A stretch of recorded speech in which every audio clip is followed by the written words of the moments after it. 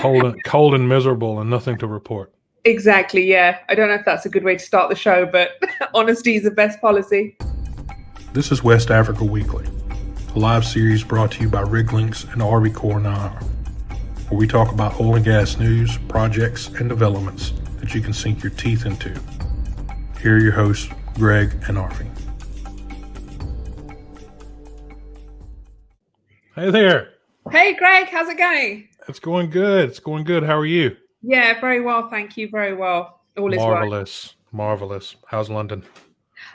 Same old. A bit cold, miserable. Nothing to report really. So I'm just having my evening cup of tea. So cold and miserable, and nothing to report. Exactly. Yeah. I don't know if that's a good way to start the show, but honesty is the best policy. It is, and it's Friday, and it's 6 o'clock where you're at. So you're lucky that if you catch me at 6 o'clock on a Friday, I'm not having whiskey. Yeah. So. Exactly. Yeah, you're right. All right. So, U.S. side, it's been a pretty busy week, political-wise. So, as you can imagine, there's been a few changes with the new administration coming in, but I think that's going to bode well for some of the prices, some of the stability early on. So we'll see. Cool. But yeah. So let's do a screen share here and get into the rundown.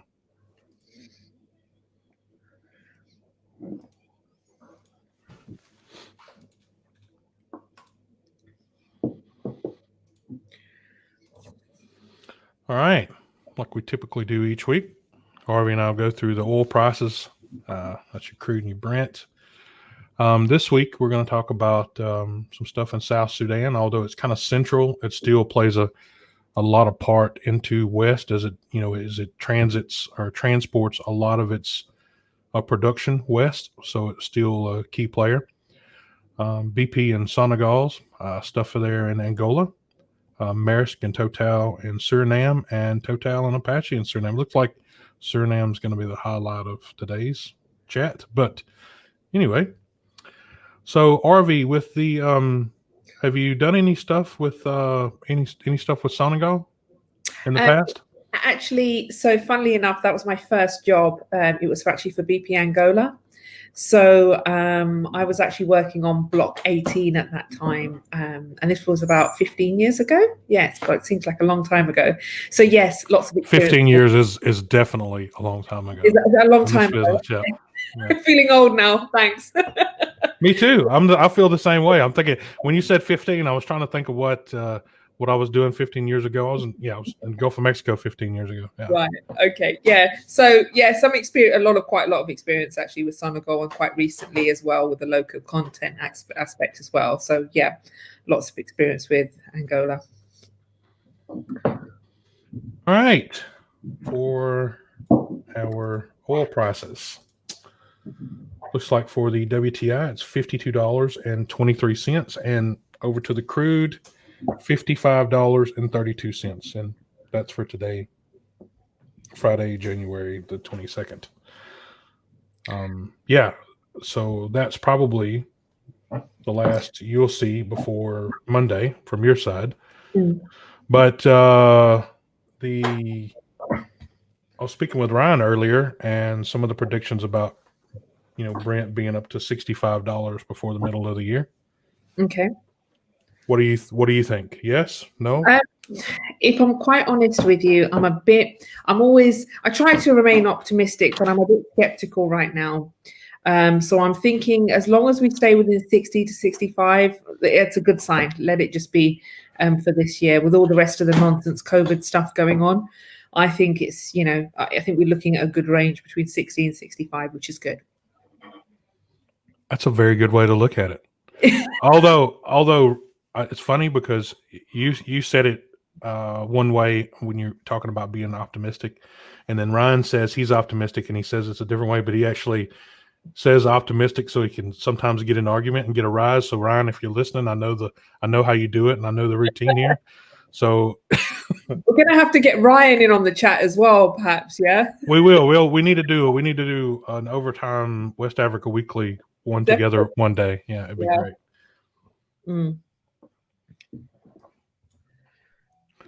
So Arvy, we'll move over to South Sudan. Have you done any done anything with South Sudan or anything coming from South Sudan to West Africa or no? What's really interesting is about South Sudan is about a couple of years ago, there was a small mid-tier oil and E&P company in London that had asked me to look over some contracts for them. It was actually 2 RFPs for some bidding work. And apart from them getting to bid submission stage and after that, after about 6 weeks of lengthy negotiations in country, nothing really came of it. So I'm not really too sure if South Sudan is going to be a big play going forward. So I have been involved to a certain extent. The only thing I can add is we do know that the power sector in South Sudan is highly subsidized, and there is a huge development scope. And as of last year, we do know that there was a Norwegian company and they had signed an MSA, like a master services agreement with Sudapet in country. So there is definitely some kind of development work going on from the European side into Sudan. But that's about the limitations of my exposure for Sudan anyway. So South Sudan and Sudan have signed an agreement to increase oil production in South Sudan's northern fields from 170,000 barrels per day to 300,000 barrels per day over the next 3 years. So commencing from 2021, the agreement provides for enhanced bilateral relations by focusing on investment and production as a way to mitigate economic challenges being experienced by both countries. So what I think is happening here is you got, South Sudan and Sudan coming together saying, look, we're both having trouble. We both need the extra cash. So why don't we just share what we're doing here and, make it work for both of us. So, it looks like they're leveraging, their economic value together as a group. So, yeah. And I think a consideration of the time we're in, I think people have to start putting their political differences aside right now and looking at what's commercially viable. Totally agreed. So I think it's a good play for Sudan anyway, definitely. Sudan aims to leverage its capacity to help South Sudan resolve logistical challenges and increase oil output so as to utilize additional crude from its neighbor to operate the El Abid refinery. So, yeah. It's good. It's good that they're working together. Yeah, absolutely. Have you got any exposure of Sudan? Have you worked in country or? No, but I mean, the being as central as it is, I could, when they're talking about resolving logistical challenges, I can just imagine. Because if you look at Sudan on the map, it's almost like right in the middle of Africa. So, and you know how big Africa is anyway. So so it'd be like building a pipeline from New York to the middle of the U.S. So I can imagine the idea, and the logistical challenges they're having. When we say we have an idea, we actually don't have an idea. But I mean, whenever they're having to bring everything in by backpacks and mules and helicopters and everything, it just doesn't. It's not a great place you want to play at. So when they're doing developments right there, it takes a lot of money and a lot of time and a lot of effort. And there's got to be something in there.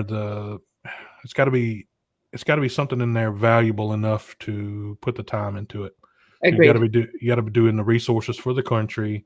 You got to be doing something in there for the betterment of the people or something. Right. Yeah, you're right. Absolutely. It's not like having a yard sale. It's not like putting your stuff out on the shelf and selling. It's not like making a e-commerce store. No, selling T-shirts. So I totally agree with you. If only if it was that simple, Greg. We'd be right in the business. But I agree with you. And I also think, when you look at the kind of investment and the kind of commercial model that these guys use as well, it's got to be commercially viable for investors and shareholders as well. So I think you're right. I think a lot of work probably has been done prior to them launching this new agreement. So it has to be. Yeah. For sure.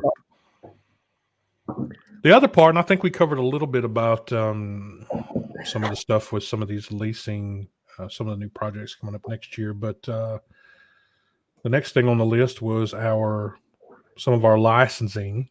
We made it through a part of this list last year. I don't think we went all the way, but we covered.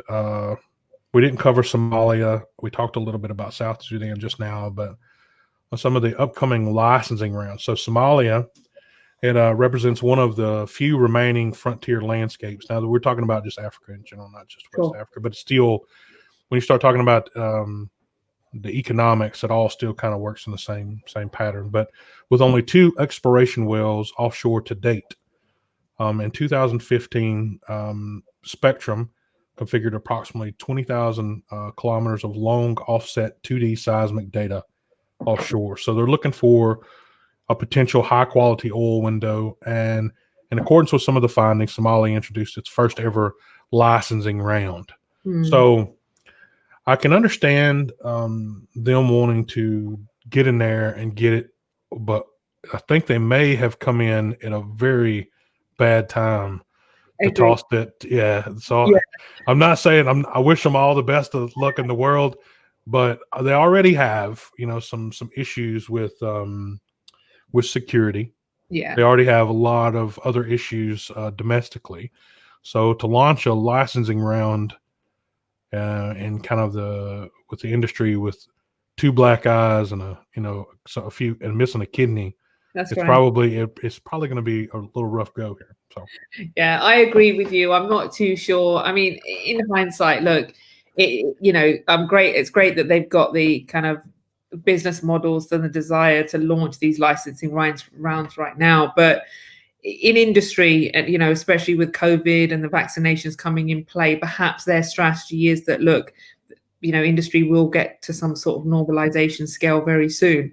So maybe they've taken that kind of opinion where they've thought, if we don't do it now, we'll have to wait another year, or is it better to do it mid-year? It's kind of a strange one, but I get where you're coming from. I agree. You have to ask yourself, when you started writing that up and you said, I think we're going to do a licensing round this year, you have to think to yourself, you go, how many bidders are we going to get on this? And you can't, and it's hard. I get it. So when you're kicking off, you're talking about a place that's only had 2 exploration wells drilled in it to date. That's not a lot. It's not. I agree. It's not a lot. You start talking about. You're doing a lot of work in Liberia now too. So there also wasn't a lot of exploration wells drilled in Liberia either over the last 20, 25 years. And so, again, when you start talking about how you want to progress with, doing a lot of this work offshore, you have to think about, as we talked about last time, that 2 to 2.5, 3 day turnaround from Takoradi with your gear. Yeah. And so when you start talking about licensing rounds and say like Somalia, the infrastructure doesn't exist at all. What's interesting? Where are they getting the gear from? Is it going to come from Asia? I agree, but I'll be interested actually to see the kind of participating companies in this play actually. It makes sense. Who wants to go? Yeah, exactly, and to see if it may not be the super majors that are involved. It may be kind of mid-tier oil companies and independent companies that come forward. But I think it's going to be an interesting play for Somalia because, as we rightfully said, I don't think it's a great time. Oh, definitely not. Yeah, I don't know why that one dropped off the list last week. It was there, and I don't know why I didn't even talk about it. We talked about South Sudan. Yeah. The new oil and gas bidding round for South Sudan, which comprises 14 oil blocks in northern fields, is expected to boost exploration and development of the country's reserves and attract further investment into the sector. I don't know. I'm waiting for that one too. So, okay. when they're already talking about, production at 170, and you go back to what we talked about before, it doesn't. What are they looking at? What kind of comprehensive plan are they looking at for this 14 oil blocks? Are they just saying that, we're just going to bid these out and get these leased, and we don't? So it's giving mixed signals there from, the production over to leasing of the block. So I'm not exactly sure which one is more important to them, is what I'm saying. Okay. Because is it the production going from 170 to 190, or is the oil and gas leases more important there? So yeah. I think the leasing is probably the least of the aspect, that they're wanting the production first. So agreed. Yeah, I think so too. But the last one on the list is Nigeria. So you have a bit of you have a bit of knowledge there. So the Absolutely. Nigerian authorities are considering a new licensing round for 2021. Why would they not? I mean, it's ready to go. Why would they not You know, have a licensing round ready to go for them? I think it's really interesting with Nigeria because West Africa, Ghana, and Nigeria has been my scope for quite a while now, and I've helped a couple of companies here put together the bids for the marginal fields currently ongoing. And I think what's really interesting is a couple of weeks back, the government sent some shockwaves through the system, and they've put together a new kind of contracting strategy for the local content side. So they're really encouraging a lot of companies to kind of effectively have some joint venture together to bid for work together. So I don't really know going forward how that's going to work on the contractual side of things, because I don't see a lot of engineering or EPC companies coming together to go and bid, or small IOCs coming and going to bid for a block with a number of parties involved. So I'm keen to see how that will play out, actually, for Nigeria. Last June, Nigeria launched its first marginal oil field licensing round in nearly 2 decades. So it had 52 marginal fields for which the federal government was yet to announce the winners. That was last year. So, and even thinking about it, it was actually. So if they didn't announce the winners, what's the chances of them being no bidders? I don't know. I'm very optimistic about Nigeria. And the reason is, I'll tell you why, is because having spent time there, liaising with companies and talking to CEOs of engineering companies, you can see the intent and the pace of the way people want to do business. So I'm a bit kind of like, if you would have asked me this question last year, I would have said, Greg, I'm on the fence with this. But I don't feel that way anymore. I feel like, look, this local content directive has got people talking, which is good. And majority, I think the percentage was quite high. I think it was about 80% of companies bidding for the fields were actually outside of Africa. Of course. We're talking about European companies here, Americans and Asian companies. So again, it gives you a good indication that there is a lot of investment coming into Nigeria, which is always a good sign. Well, they had that round in June of 2020. So no announcements yet. So I don't know. Okay, you're gonna park that because you don't know.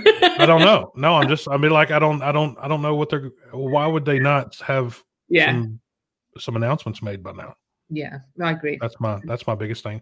Comment here from Ramon from Spain. What do you think about Namibia and Reconnaissance Energy Africa? So from my side, I think if you haven't looked into some of the stuff Reconnaissance is doing to date, I think we talked about Recon Africa.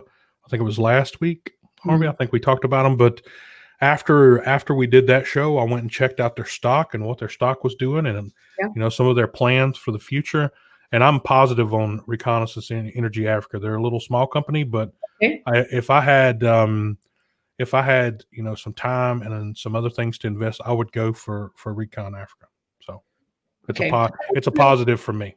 Right. Okay. Funnily enough, I've not done too much. I don't know too much about Reconnaissance Energy, so I think I'm going to have to do a bit of research on them as well. They're a smaller company, but they some of the things that they're onto right now. They're supposedly found one of the largest basins in Africa.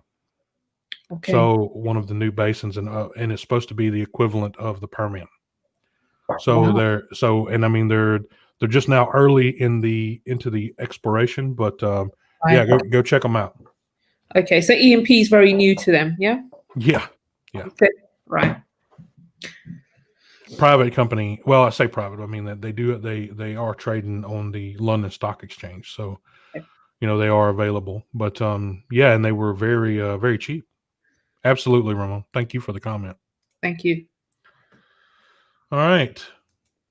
Go over here to BP with Sonangol. This is an older project, but looks like they're just getting kicked off with signing up for the work in the Platina field. So that already represents the development block, which is a tie back to the Plutonio the Greater Plutonio Floating Production Storage and Offloading Unit. Yeah. So under this agreement, BP will also receive an extension of its production license for the Greater Plutonio project, in which Sonangol will be entitled to an 8% stake in until 2032.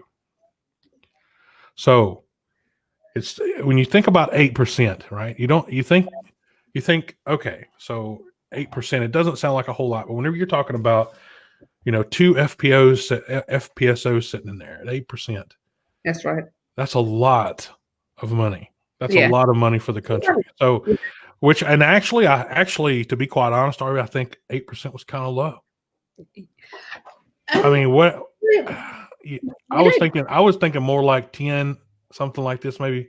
I think I don't know. Yeah, I mean, I totally get where you're coming from, but I also think when you look at the commitment and the historical kind of contractual aspect of BP's presence in Angola, you kind of feel like BP. I mean, so when I started on the project, this particular project, it was 15 years ago.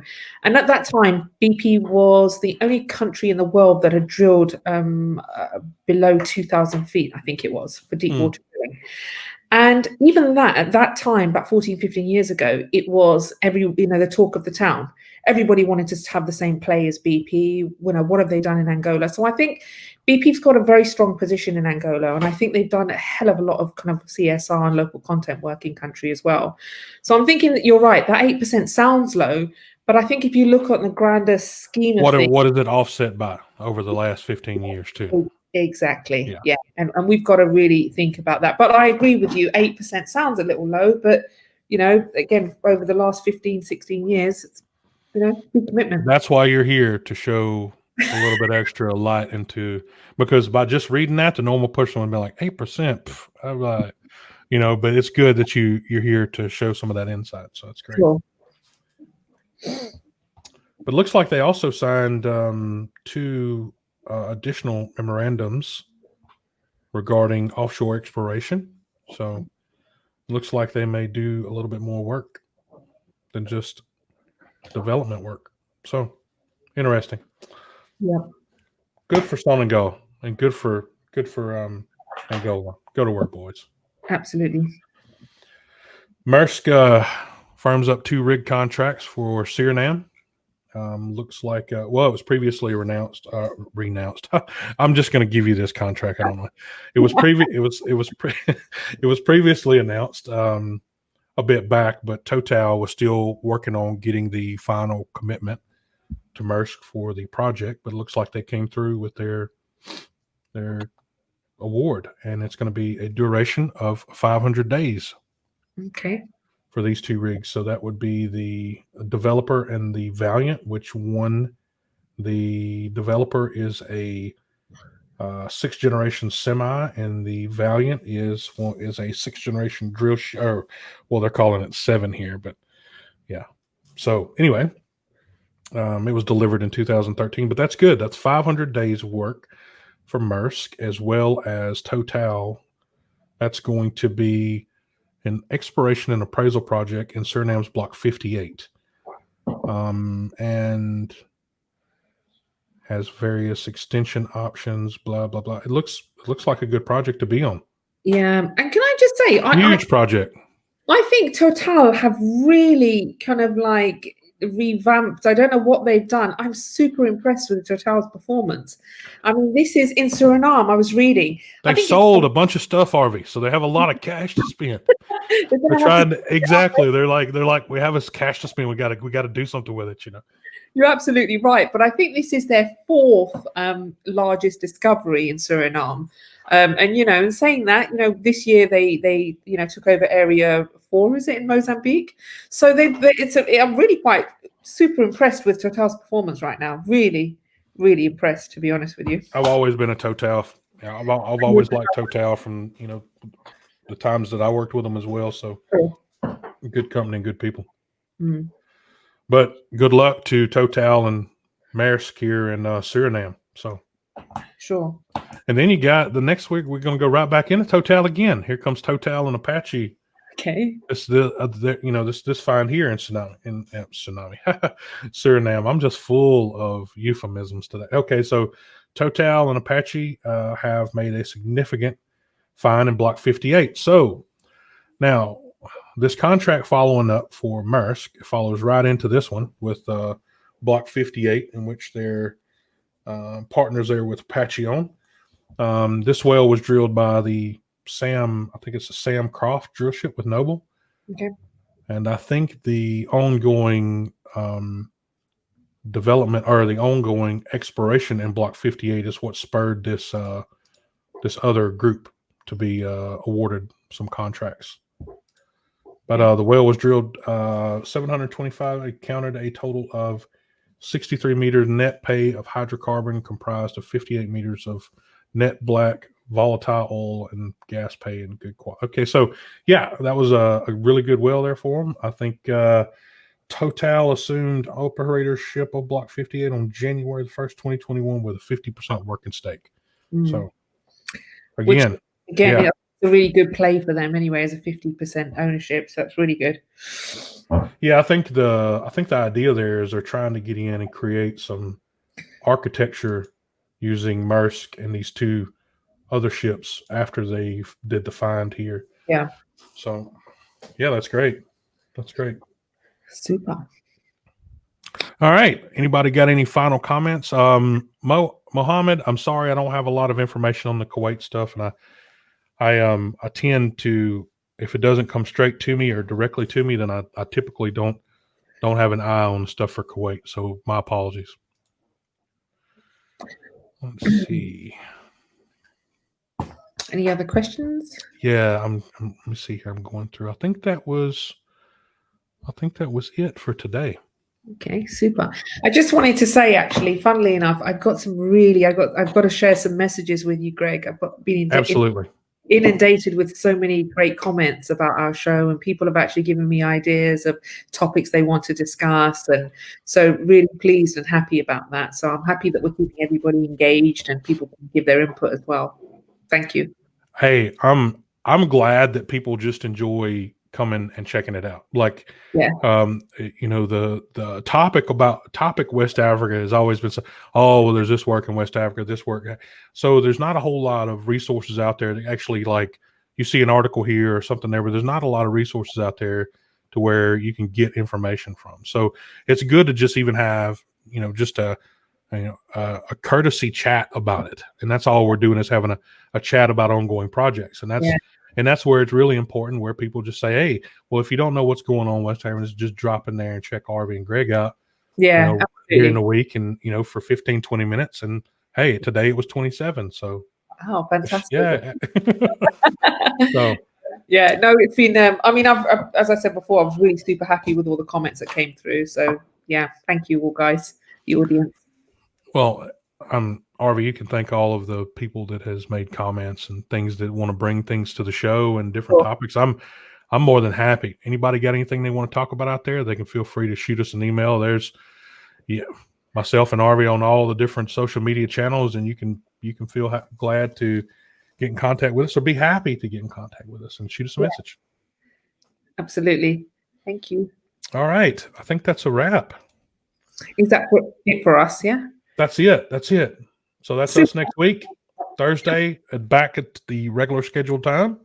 Sure. Yeah, absolutely. Had to change for some flights this time, so I appreciate everybody's kindness, and don't give me too much trouble there.